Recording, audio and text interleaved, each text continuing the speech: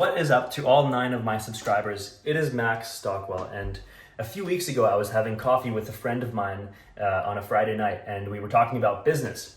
He told me this story about how he made a lot of money in a really short period of time. And so that night I was thinking a lot about wealth, money, riches, and I prayed a prayer before going to bed asking God to show me what wealth really is. And so that night I thought I'd have a dream about big houses, nice cars, all the materialistic things that we associate wealth with. But that night I had a dream that I was on a big country property or campground situation. And there were hundreds and hundreds of people on this property, and it was just buzzing with life. It was really lively. People were helping one another out with different tasks.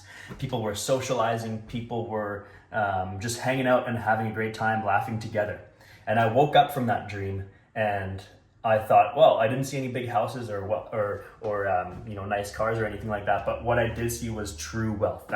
It's the people in your life that are the true wealth of life. And so you would think that I'd be satisfied with that dream, but the next night I wanted to see something else. I don't know if I thought I wanted to see like a house or a car or something like this materialistically, but I went to bed asking God the same dream. God, I want to see wealth.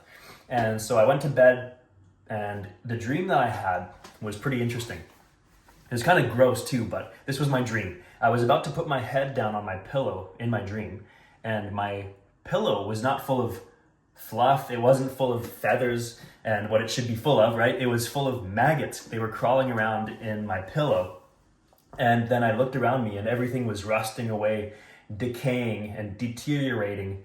And there were moths and rats and mice, and everything was just kind of nasty like that. And it reminded me of this verse in Matthew where Jesus is talking about worldly wealth. And it was cool because it kind of confirmed it. But Jesus is saying, do not store up for yourselves treasures on earth where moths and vermin destroy and where thieves break in and steal.